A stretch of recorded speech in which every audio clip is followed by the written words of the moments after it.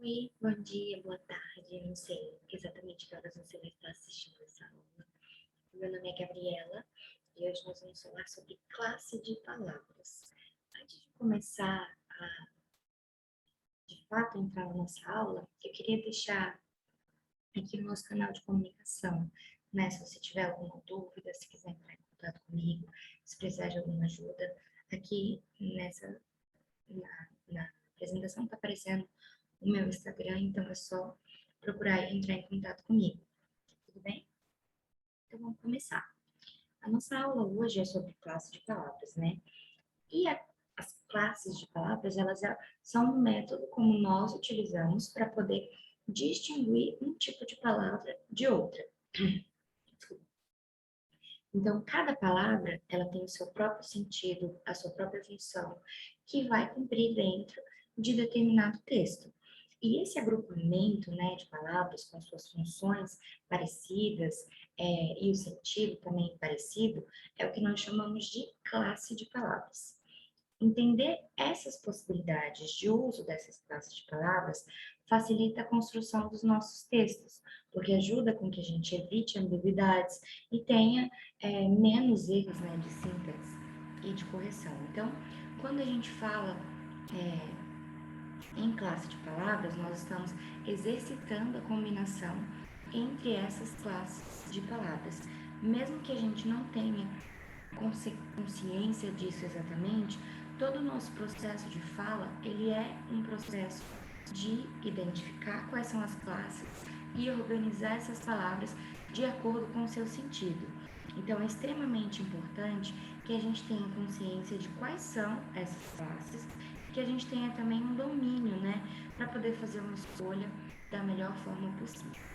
E a primeira classe de palavras que a gente traz aqui são os substantivos. Os substantivos, eles são palavras que dão nome a todos os seres que já existiram ou que não existem, ou que sejam ações ou fenômenos da natureza, ou para além, né? Geralmente eles funcionam como se fosse o núcleo do sujeito ou da oração. Então, como eu coloquei aqui no nosso exemplo, o grande leão é o rei dos animais. O leão, aqui nesse caso, é o substantivo, ou seja, ele é o núcleo do nosso sujeito. E tudo isso, os substantivos, né, eles são divididos de acordo com a natureza do que é que nós estaremos nomeando. Então, por exemplo, o substantivo concreto. O substantivo concreto, ele serve para que a gente consiga nomear seres, objetos físicos, tudo que existe no mundo material, né? Então, a casa, o copo, o cachorro, a vaca, a cadeira, a cozinha, todos esses são substantivos concretos.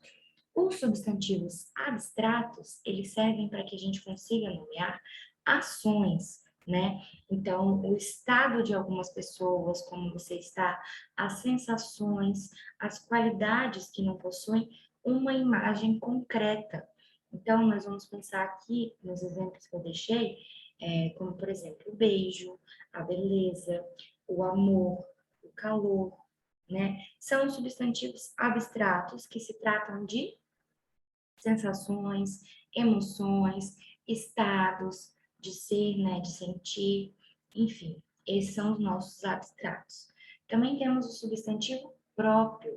O substantivo próprio, ele sempre vai ser indicado com a letra maiúscula. Por quê? Porque ele vai entrar para nomear algo específico, algo que é particular. Por exemplo, a Terra pode ser a Terra normal que a gente pega, mas também pode ser a Terra, o planeta Terra. Então, sempre que estivermos nos referindo sobre o planeta Terra, nós vamos ter que usar o substantivo próprio, né? Com a letrinha maiúscula. Então, é o planeta em que vivemos, né? Ou se for terra com minúsculo, é o solo comum que a gente se utiliza. Para além do substantivo próprio, também temos o substantivo comum. O substantivo comum, ele vai nomear grupos de seres genéricos, por exemplo, o homem, a mulher, né, as crianças. Então, esse substantivo comum vai geralmente nomear um grupo de coisas ou um grupo de pessoas, certo? O primitivo, ele sempre vai se referir a um nome que não se origina de nenhum outro nome, né? Então, o substantivo primitivo, ele é o radical que a gente chama do substantivo, né? Pedra, pobre, pão, que é um substantivo que principal, é um substantivo que tem um radical primitivo, porque ele foi feito há muito tempo. Então, esses nomes já estão na sociedade desde sempre na nossa linguagem, por isso que ele é um substantivo primitivo. Já o derivado, ele é o contrário, ele vai se originar de um relacionamento que você tenha com alguma outra coisa já existente. Então, por exemplo, pedra origina pedreiro, que é quem constrói a casa, né? Quem trabalha com a pedra. Pobre origina pobreza, que é aquele estado, né, de não ter dinheiro. Então, um substantivo, ele sempre vai poder derivar outros, dependendo aí de quem é o nosso radical, de quem é o nosso substantivo primitivo, ok? Tudo bem até aqui? Qualquer dúvida, só mandar lá no nosso canal de comunicação, tá bom? O substantivo simples. O substantivo simples, ele possui apenas um nome. Então, ele tem apenas um radical no seu nome, né? O mesmo exemplo: pedra, alegria, cadeira, comida, dança, né? E o composto já é o contrário, ele possui mais de um nome. Então, apesar da gente ter um único substantivo, nós temos uma locução, né? Que são dois radicais. Por exemplo, que eu deixei aqui, né? Pedra, sabão, guarda-roupa, né? Todos esses são exemplos de substantivos compostos, porque nós estamos referindo a uma única coisa, mas utilizando mais de uma palavra, ok? Os substantivos, eles também são flexionados em gênero, número e grau. O que isso significa? Os substantivos, eles podem apresentar uma variação, né, de acordo aí com a forma, para que a gente consiga adequar, por exemplo, às situações. Ao gênero ele vai variar entre masculino e feminino, né, que é a maioria, na maioria das vezes, o gênero vai variar entre esses dois tipos. Aqui é muito importante que a gente lembre que nós estamos falando da classe de palavras. Hoje em dia existe uma discussão muito grande quanto a essa variação de gênero, pela necessidade de inclusão do gênero neutro. A nossa língua, ela não inclui muito bem o gênero neutro. Então, para que a gente consiga alcançar esse gênero que não seja nem feminino e nem masculino, nós temos que utilizar alguns subterfúgios. Eu, por exemplo, costumo falar sempre minha gente, pessoal, dessa forma que fique bem neutralizado. Mas tem algumas palavras que variam de acordo com o número, gênero e grau. E o gênero é essa variação. Então, também a questão do número, né, seria o singular e o plural, e o grau aumentativo e diminutivo. Então, a gente tem que se atentar para essas variações, porque isso aqui é consideravelmente onde a maioria das pessoas cometem muitos erros de ortografia, né? Principalmente na linguagem falada. Então, a gente tem que se atentar na hora que for escrever para conseguir fazer com que não tenham erros. Pois bem, o gênero, a primeira variação, né? Na maioria das vezes, vai ser substantivos femininos, possui a determinação do gênero a, e os masculinos vão possuir uma determinação de gênero o, né? Só que a gente tem algumas flexões que são irregulares, né? E também tem substantivos que são uniformes. Então, nós temos que nos atentar para essa forma. Os substantivos de flexão irregular, eles têm mais de uma forma, né? Então, ele tem uma forma variada de acordo com o gênero. Por exemplo, pai e mãe. E outros, eles têm, em alguns casos, eles possuem uma forma única, né? Se for feminino ou se for masculino, vai ter o mesmo nome e nós vamos variar apenas o artigo que vai anteceder. Por exemplo, o amante ou a amante, né? São palavras que são idênticas. Quando a gente quer mudar o gênero, nós transformamos apenas o artigo. E nas palavras que são de flexão irregular, por exemplo, pai e mãe, quando a gente quer mudar o gênero, muda completamente a palavra. Então, para esse caso, nós temos que estar sempre atentos aí ao dicionário para fazer as consultas e tem também outros casos que são mais específicos, né? Por exemplo, elefante, não existe elefanta. Então, nós temos que usar elefante macho, elefante fêmea, né? Policial também é um gênero, uma palavra que tem uma variação desse estilo, mas enfim, tudo bem até aqui, vamos continuar. Número, deixa eu passar aqui, moço. Número, quando a gente não se refere, perdão, a uma quantidade que é singular, que só tem uma coisa, o substantivo que a gente usa, ele está sempre na forma plural, com o acréscimo do S, né? Essa é a nossa regra básica. Então, casa, casas, cidadão, cidadãos. Só que é preciso a gente manter sempre a atenção, porque algumas palavras especiais, por exemplo, as que terminam em L, elas mudam um pouquinho a forma, né? Então, jornal, eu não falo jornais, a gente fala jornais. Anel, a gente fala anéis, né? E as que terminam em ão, elas têm a variação pães, né? Mãos. Então, também vai variar aí de acordo com a forma que a palavra se estabelece. E é preciso a gente também ter uma atenção muito especial nessas terminações. O que termina em Z também vai ter acréscimo de ES. Então, giz fica gizes. E esses substantivos são simples, né? São um radical. São substantivos que apenas têm um núcleo.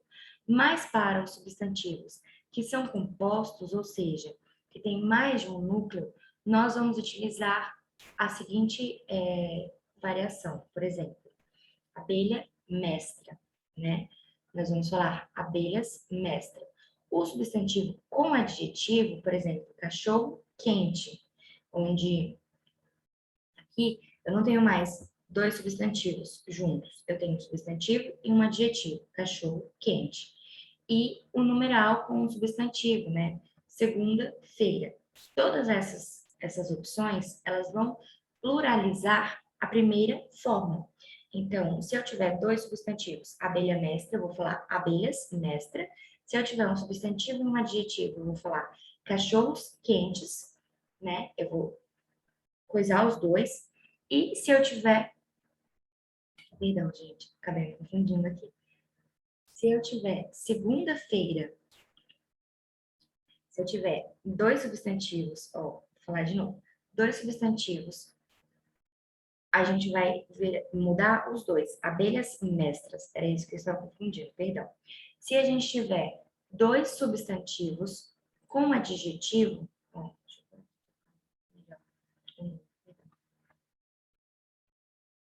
não, tá certo, porque essa parte eu não coloquei no slide, desculpa. Mas se eu tiver dois substantivos, um do lado do outro, abelha mestra, nós teremos abelhas mestras, ok? Um substantivo e um adjetivo, cachorro quente. A mesma coisa, cachorros quentes. Se for um numeral e um substantivo, no caso, segunda-feira, a mesma coisa, segundas-feiras. Então, para esses três tipos de variação, nós vamos ter uma variação nos dois radicais. Agora, se nós tivermos um substantivo composto por um verbo com um substantivo, por exemplo, beija-flor. O beija é um verbo, né? Então, nesse caso, nós mudaremos apenas o substantivo, que é o flores, ok? A mesma coisa vai servir para o advérbio com um adjetivo. Se eu tiver um advérbio e um adjetivo, que é o caso de abaixo assinado, nós teremos que variar também apenas o adjetivo, né? Nesse caso seria abaixo assinados. E se a gente tiver uma interjeição com um substantivo, que é o caso, por exemplo, de Ave Maria, nós vamos também apenas variar o Maria, né? Ave Marias. Ok? Tudo bem até aqui? Eu não vou me alongar muito nessa questão, porque o nosso assunto é muito grande, e a gente ainda tem, mas eu vou deixar o material completinho para que vocês possam analisar, tudo bem?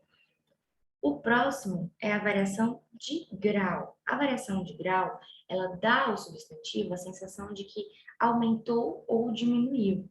Então, a gente pode ter três estados. O primeiro é o estado normal, né? O segundo é o aumentativo e o terceiro é o diminutivo. Então, a gente pode fazer, por exemplo, a variação que eu deixei aqui como um exemplo. Povo, povão e povinho, né? Menina, meninona, menininha. Então, essa é a variação de grau. Só que essa variação de grau, o que é interessante a gente ter em mente? Que pode ser que ela seja usada num sentido pejorativo. Então, se eu falo aqui na frase que eu deixei como exemplo, esse povinho é quem mantém os ladrões no poder, eu estou usando o povinho de uma forma pejorativa, né? Eu não estou fazendo isso para fazer alguma qualidade, né? Eu estou fazendo de uma forma a menosprezar essa condição. E, da mesma forma, também pode ser feito no diminutivo com uma intenção afetiva, que é como eu falo, como é lindo meu amorzinho, minha bebezinha, minha bonequinha. Eu estou dando um diminutivo no sentido de afetivo, ok? O artigo. O artigo são aquelas palavrinhas, né, que antecedem o substantivo e elas servem para que a gente consiga definir a maneira como a palavra vai ser determinada. Então, a casa, as casas, o poste, os postes, ou também indeterminada, né? Se eu quiser explicitar uma indeterminação, como por exemplo, uma, umas, uns, tudo isso vai garantir que seja demonstrada a minha indeterminação aí, né? Eu não sei exatamente quem, não sei exatamente qual, umas, uns, ok? Então, como a gente viu anteriormente, a definição do gênero do substantivo, ela também vai ser utilizada a partir do artigo. Em alguns casos, que a gente vai ver mais para frente, além do artigo, a gente também precisa de um advérbio, né? Então, o a, ele vai ter é o que a gente costuma chamar de duas vezes a necessidade do a. E aí a gente vai utilizar a crase. Quando eu tiver um a que é artigo e um a que seja advérbio, na mesma frase ou conjunção, nós precisamos utilizar a crase. Também a gente vai entender isso mais para frente. A outra classe de palavras que a gente também separa as nossas palavras é o numeral. Os numerais, eles são palavras que eles vão dimensionar a quantidade, né? Eles vão determinar qual é a ordem, qual é a relação desses objetos com os seus relativos substantivos. Então, na redação, o numeral, ele é importante para que a gente entenda a veracidade dos dados, ok? E aí fica palpável para a gente conseguir. Então, sempre quando a gente vai fazer um numeral, a gente está representando aquilo a partir de algo que já é concreto, que já existe. Nós estamos dando uma definição numérica de algo. Então, quando a gente diz assim, a chacina matou 300 pessoas, 330 pessoas, perdão, 330 pessoas é um numeral. Então, toda vez que nós tivermos uma classe uma representação numérica de algo que aconteceu, nós utilizamos a classe de palavras numeral. Isso é fácil, né? Até aí tudo bem. E aí a gente também tem um outro método que segundo, primeiro, que é a ordem, para a gente identificar a ordem como as coisas estão postas. Então, nós vamos falar o primeiro, o segundo, ou uma contagem de coisas, né? Como a gente acabou de ver. 2 pães, um pão, então, e os numerais cardinais. Os numerais cardinais, eles são um ou dois, né? E há centenas, dezenas, centenas e unidades também entram aqui na nossa lógica. Ok, gente, eu vou passar para o próximo, que tem outros que são mais importantes, nosso tempo é curto. Adjetivo. Os adjetivos, eles, assim como os advérbios, né, eles são geralmente responsáveis por conferir características a determinados textos. Então, eles transformam o significado comum das palavras, né, que a gente já sabe, as que estão se relacionando e criam uma leitura que é uma leitura mais detalhada, é uma leitura que tem valor ali naquela expressão. Então, a gente não está simplesmente dando uma informação, a gente cria um juízo de valor a partir de uma qualidade que a gente vai pôr através do adjetivo, né? Então, no caso dos adjetivos, essa relação, ela se dá pelo substantivo. Então, eu vou sempre trazer uma qualidade, trazer uma característica para um substantivo, ok? Então, quando eu digo menina bonita, ou menino bonito, ou feio, de qualquer forma, eu estou trazendo uma carga ou positiva ou pejorativa, né, ou negativa para aquela situação. Por isso que eu estou trazendo uma qualidade.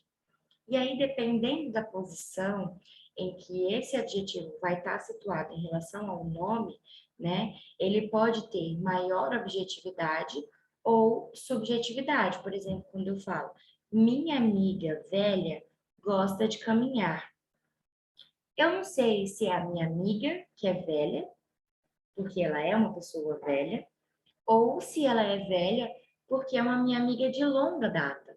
Então, essa é a ambiguidade que a gente precisa se atentar para entender o posicionamento onde a gente vai colocar o nosso adjetivo, né? E também indica subjetividade, que é esse o caso. Como eu poderia garantir que seja lido de uma forma subjetiva? Quando eu falo, por exemplo, a minha velha amiga gosta de caminhar. Aí eu já consigo trazer para aqui um pouquinho mais de recursos para poder enriquecer esse texto, ok? E em questão ao gênero, né, os adjetivos, eles sempre vão se dividir em dois grupos, os uniformes, que são iguais para todos os dois gêneros, né, a vida comum, o homem comum, e os biformes, que eles apresentam duas formas adequadas. Então, por exemplo, a menina má e o menino mau, ok? Os adjetivos também vão ter essa variação de gênero.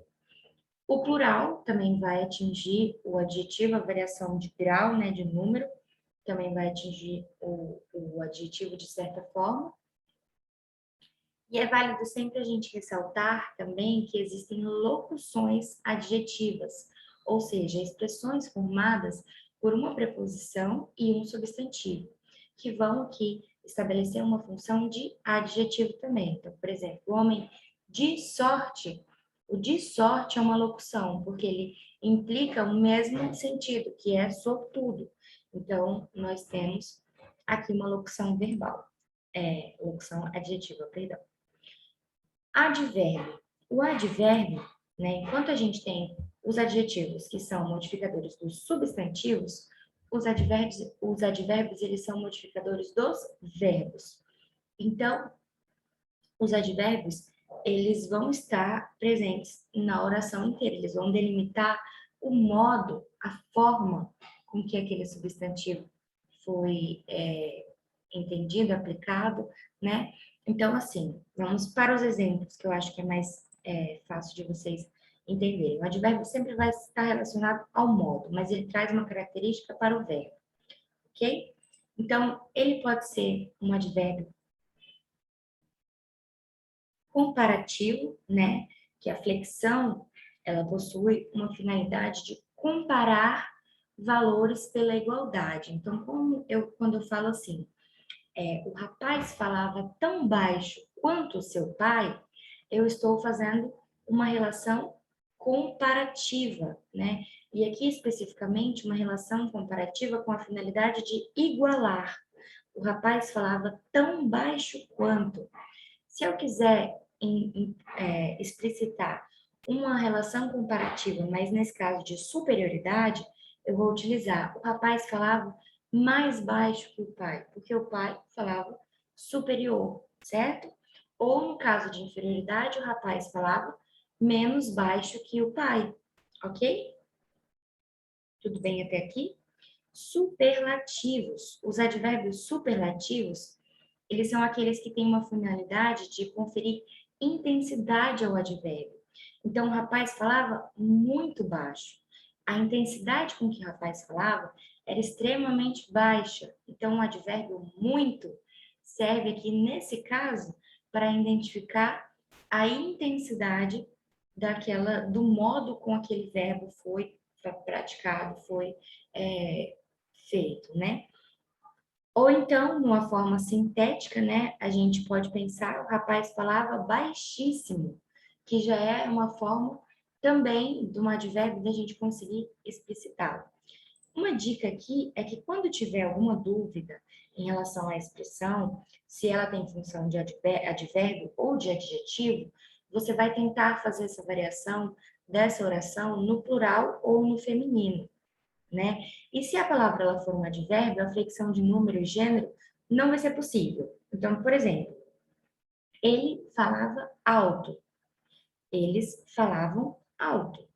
Se esse alto estiver sendo referido ao advérbio, como foi o caso, ele não vai mudar, né? Por exemplo, eu falo, os meninos são altos. Se eu tiver, o menino é alto. Então, o alto variou. Quando ele está numa função de advérbio, ele não varia. Então, tanto eles quanto eles, ele, eu vou usar alto. Eles falavam alto, ele falava alto, eles falavam alto, ok? Vamos partir aqui para o próximo. Pronome, né? Que é o nosso pronome. Os pronomes, eles são palavras que estão relacionadas com substantivos também, mas que nesse caso eles designam a pessoa que é emissora, né? Então, ele vai identificar quem é que está emitindo e quem é que está recebendo, ou a quem eu estou referindo para poder falar. Então, eu gosto de banana, eu sou o emissor, eu estou falando de mim. No caso do receptor, você sabe como são as coisas. Ou num caso de posse, por exemplo, né, dentro das orações, meu amigo é leal. E aqui a gente serve, inclusive, para poder demonstrar a posição onde esses participantes estão dentro da nossa oração, né? Aquele homem me pediu dinheiro. Aquele homem, ele está distante de mim. Está distante de quem eu estou falando. Estou falando para uma terceira pessoa que não seja aquele homem, ok? E também para que a gente consiga retomar o sujeito da oração anterior, para que a gente consiga ter um sujeito aqui, que a gente vai ver também mais para frente, que é um sujeito oculto, então, ou um sujeito na terceira pessoa, do plural, que a gente fala, essa é a peça que você queria fabricar, né, uma pergunta, então, essa é a peça que você queria fabricar, esse que aqui, ele está exercendo uma função de, vou até sublinhar para que vocês possam ver, ele está exercendo uma função de pronome, né? Porque aqui eu estou me referindo a uma palavra que já foi dita, ok? E aí a gente tem os tipos de pronomes, né? Primeiro, pronome pessoais. Os pronomes pessoais, eles são o sujeito, né? Ou, no caso, o predicativo da oração. E eles definem quem emite e quem recebe essa mensagem. E aí a gente divide em duas formas. A gente tem o pronome pessoal do caso reto, né? Que é aqueles que a gente aprende na escola, eu, tu, ele, nós, vós, eles, na primeira e na segunda, na segunda e na terceira pessoa, tanto do plural quanto do singular, e o pronome do caso oblíquo, que é aqueles mais difíceis de decorar, mas que a gente também aprende lá na musiquinha meme, comigo, tete, contigo, cesse, consigo, li, nós, conosco, vós, convosco, cesse, consigo, os, as, lhes. Lembram dessas? E eles vão determinar aqui, geralmente, o nosso objeto, né? O objeto da nossa frase, predicado. Então, os pronomes do caso reto, eles geralmente são usados como sujeito do verbo, enquanto do caso oblíquo, eles estão geralmente aqui postos como o complemento do verbo, né? O objeto ou o predicativo do sujeito.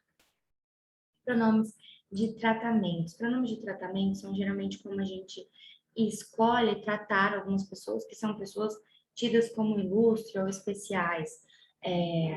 Então, nesse caso, Vossa Excelência, Vossa Senhoria, né? São alguns dos pronomes de tratamento. E eles também vão ter variação aí quanto à pessoa com quem eu estou falando. Próximos, nossos pronomes possessivos, que eles indicam a posse de determinada coisa. Então, meu, minha, nosso, seu, vosso, tua, de acordo aqui com a variação da flexão também dos pronomes pessoais. Então, se eu estou utilizando a segunda pessoa do singular, eu vou usar teu, tua. Se eu estou utilizando a terceira, perdão, eu vou utilizar seu, sua, ok? Pronomes demonstrativos são aqueles que me ajudam a indicar determinadas coisas. Então, esse, desse, disso, daquilo, aquilo, aquele, né? Que são pronomes de indicação, que me ajudam a demonstrar. Aqui a gente tem que estar tentando sempre a variação da forma. Então, esse, nesse, desse são formas da segunda pessoa. E aí serve para poder se referir a algo que já foi falado. Então, sempre que eu tiver esse, desse e nesse, já falei sobre isso. São coisas que estão na segunda pessoa que eu já mencionei. Agora, se eu for falar este, neste e deste, são primeira pessoa. E geralmente coisas que eu ainda vou elencar, né? Então, estes são três pontinhos, se segue a lista, ok? Se eu estou falando de algo que eu já falei, eu uso esse, nesse, desse, ok? Coisas que eu ainda vou falar, este, neste, deste.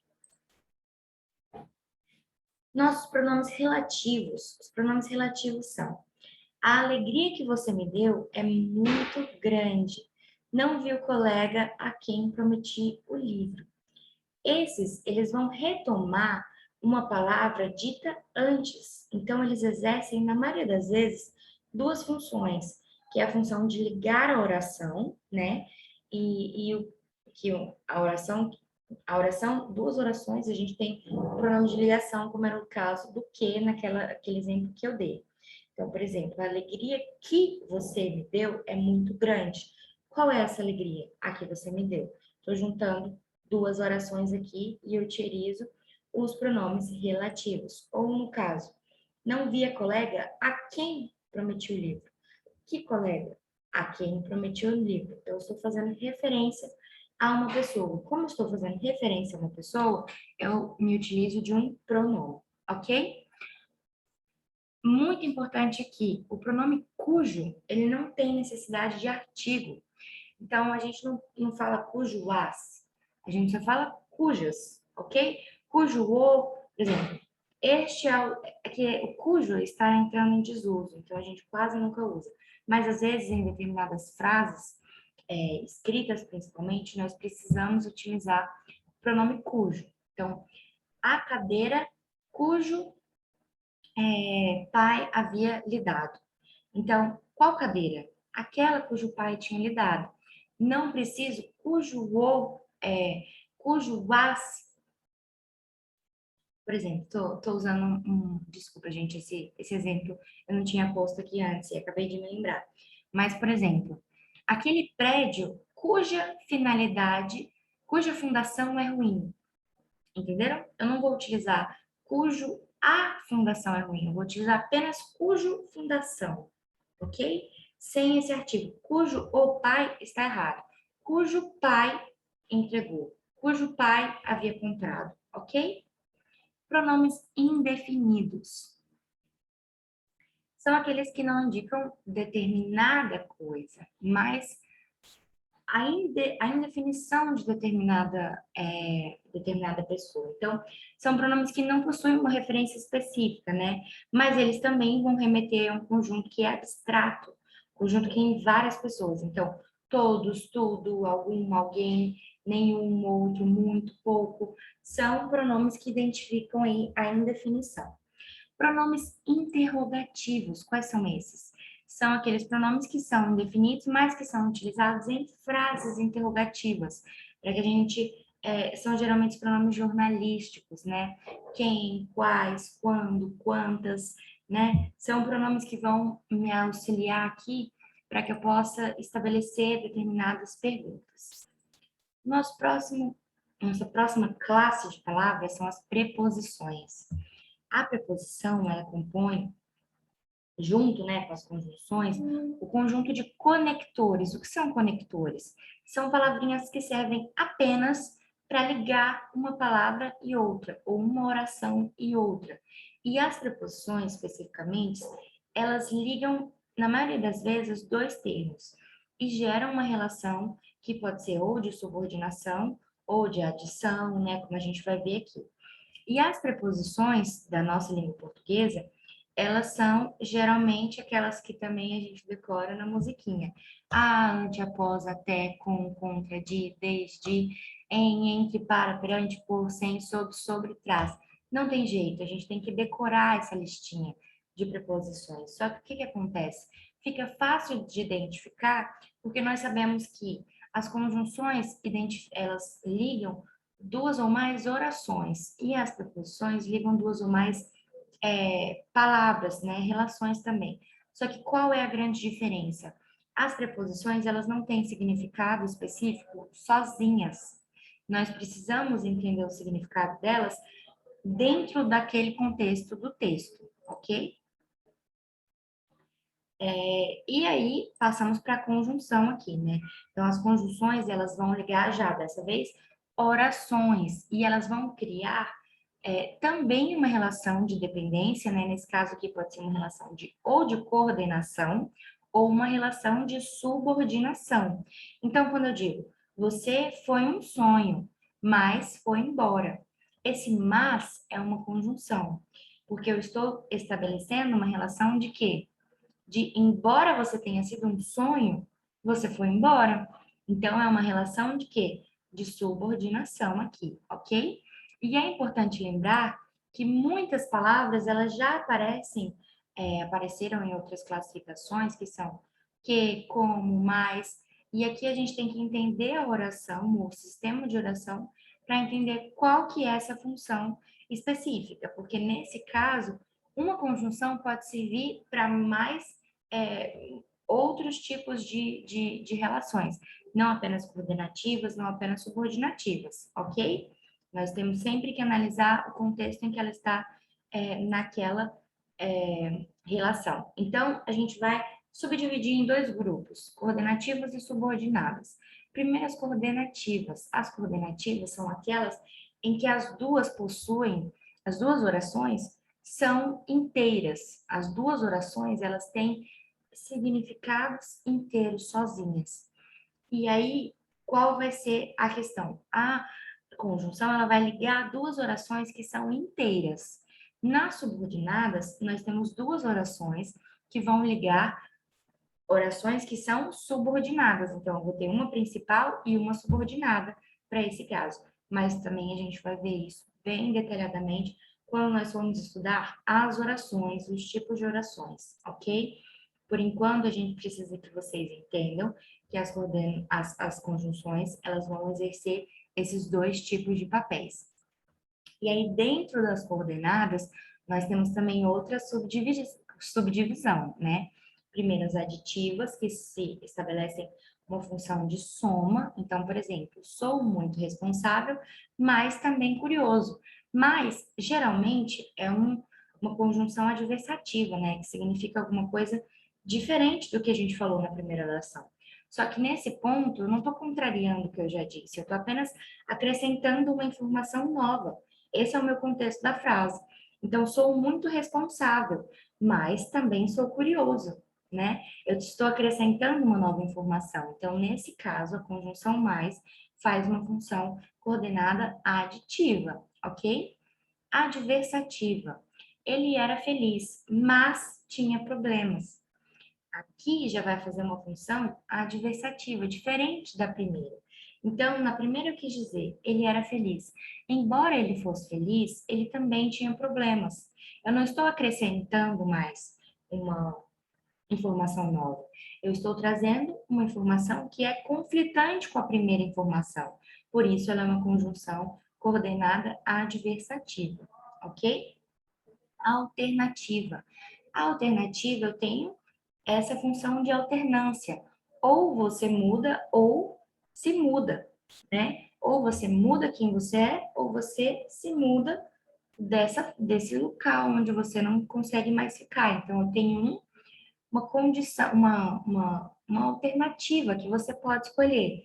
Sempre que você tiver duas alternativas, em que você, ou mais, né, não necessariamente duas, mas alternativas que você queira exemplificar essas alternativas, você vai utilizar uma conjunção coordenada alternativa. As conclusivas são aquelas que me levam a concluir determinada coisa. Então, penso, logo existo. Esse logo é uma conjunção coordenativa. Deixa eu só grifar aqui para que vocês consigam ver quais são as nossas conjunções, ok? Ou você muda, ou se muda. Mas, nesse caso aqui, né? Eu esqueci, gente, desculpa.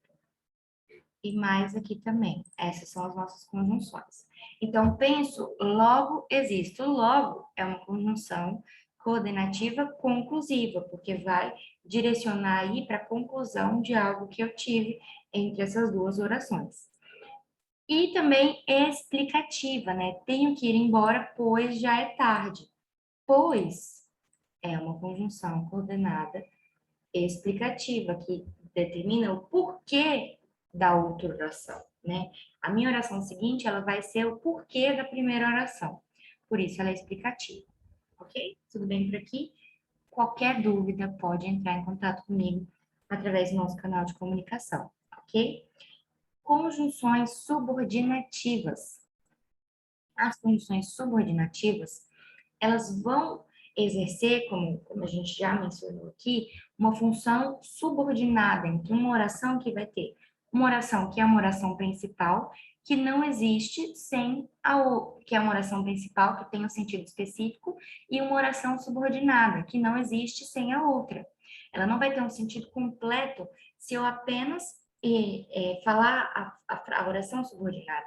Eu preciso da oração principal para que ela tenha esse sentido completo, né? E aí eu também tenho algumas funções específicas. No caso, integrantes, que elas vão aqui integrar a mesma forma. Então, eles duvidaram que você era capaz. O que é que foi duvidado? Que você era capaz.